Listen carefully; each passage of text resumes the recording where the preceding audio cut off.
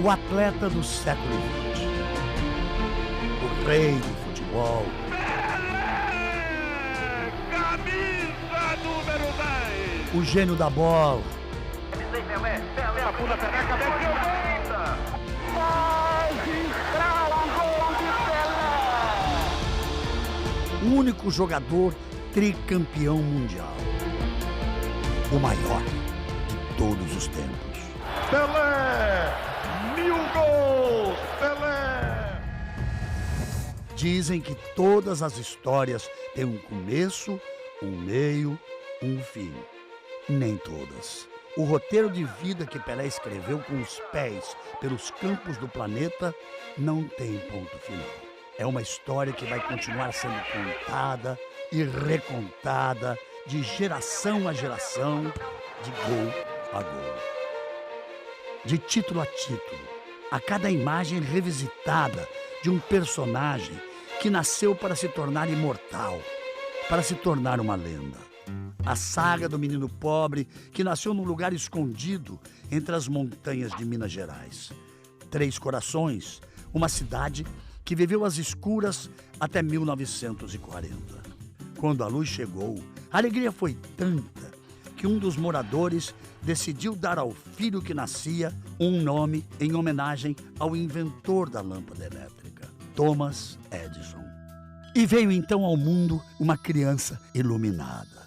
Edson Arantes do Nascimento, o filho primogênito do casal Dondinho e Celeste.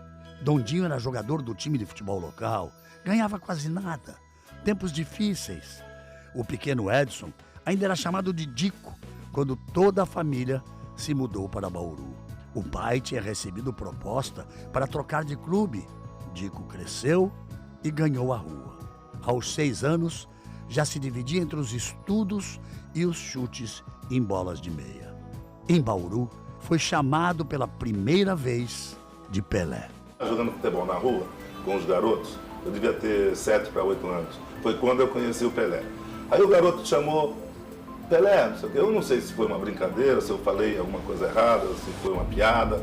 Eu briguei com ele porque eu não queria o apelido de Pelé, eu não sabia o que era, uma coisa feia, eu achava na época. Para encurtar a conversa, toda a garotada do colégio, as meninas começaram a chamar Pelé, Pelé, e eu brigava com todo mundo.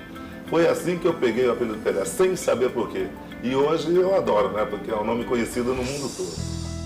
A fama mundial só viria uma década depois do novo apelido. Mas o franzino herdeiro de Dondinho já era um craque com a bola no pé.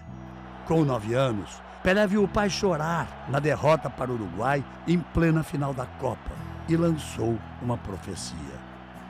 O meu pai, assistindo a Copa de 50, ele chorou, né, quando acabou. Aliás, o Brasil todo chorou. Brinquei com meu pai, falei, não chora não, pai, vou ganhar uma Copa para você. E 8 anos depois, 58, eu estava na Suécia. O garoto tinha mesmo futuro.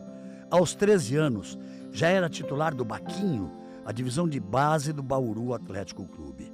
Técnico do time, o ex-jogador da seleção, Valdemar de Brito, percebeu logo que Pelé era um fora de série. Valdemar tinha contatos no Santos e convenceu Dondinho e Dona Celeste a tentar a sorte num grande clube. E assim, com o coração apertado pela separação da família, mas cheio de esperança no futuro, Pelé entrou decidido no trem que o levaria de Bauru ao litoral paulista. Tinha 15 anos e 2 sonhos: vestir a camisa da seleção e ver o mar pela primeira vez. Santos e Pelé, Pelé e Santos. Uma tabelinha que deu muito certo. No único clube brasileiro que defendeu, Pelé jogou 19 temporadas, ganhou 26 títulos.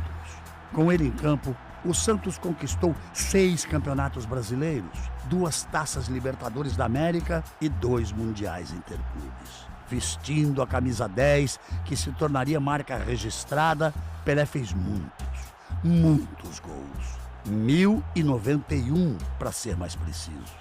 O primeiro foi marcado logo na estreia, ainda em 1956. A goleada sobre o Corinthians de Santo André teve pouco destaque na imprensa. E o nome da jovem promessa ainda saiu errado: Telé, com T, Mas em pouco tempo, o nome Pelé estaria na boca de todo o país. E o sonho de jogar na seleção parecia mais real a cada dia. Ele só não achava que seria tão rápido. Com apenas 16 anos, Pelé tomou um susto ao ouvir a notícia pelo rádio. E fechando a lista dos convocados da seleção do técnico Vicente Feola, uma novidade: o garoto Pelé. Um ano depois, Pelé estava na Copa. Ele se divertia como um adolescente. Começou o Mundial na reserva e só foi estrear na terceira partida na vitória sobre a União Soviética. E nunca mais saiu. No jogo seguinte, contra o país de Gales, Pelé fez o primeiro gol em Copas. E que gol! Brilhou ainda mais contra a França ao marcar mais 3 vezes, garantindo o Brasil na final contra os donos da casa. Pelé ainda não sabia, mas estava prestes a entrar para a história como o jogador mais jovem a ganhar uma Copa. E na virada contra a Suécia na decisão, ele fez outros 2 gols. Este aí, presente em qualquer antologia do futebol. Brasil 5-2. Campeão do mundo. Era emoção demais para um garoto de 17 anos. Na Copa do Chile em 62, Pelé chegou como principal estrela e marcou logo na estreia. Mas uma contusão no segundo jogo o tirou da Copa. Teve que ver o bicampeonato mundial na arquibancada. Também não deu sorte na Copa de 66 na Inglaterra. Caçado em campo no terceiro jogo contra Portugal, jogou o segundo tempo machucado e o Brasil foi eliminado. No Santos, a rotina de gols e títulos se manteve. Dia 19 de novembro de 1969, num jogo contra o Vasco, chegou a uma marca histórica. Até então, jamais imaginada por outro jogador. Pênalti! Está aí o momento mais emocionante do futebol em 1969. A segundos do gol do século. Atenção, caminha Pelé, chutou, é gol! Gol de Pelé! Pelé! 1000 gols! Pelé! O mundo aos seus pés! E Pelé tinha fôlego para mais. A Copa de 70 no México foi a última, mas foi inesquecível. Fez 4 gols e deu o passe açucarado para Carlos Alberto marcar aquele que virou o símbolo do tri. 3 lances desse Mundial não balançaram a rede, mas entraram para a história. O chute do meio-campo contra a Tchecoslováquia.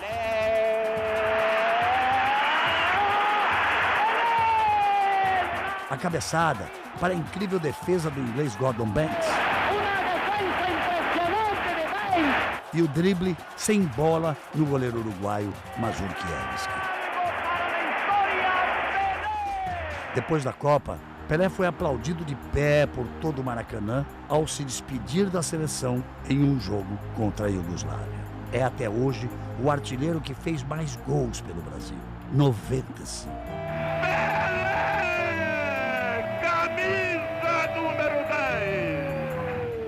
Pelé vestiu pela última vez a camisa do Santos em 1974 na Vila Belmiro, sua casa por quase 2 décadas. E chorou como uma criança. Era a segunda despedida, mas não seria definitiva.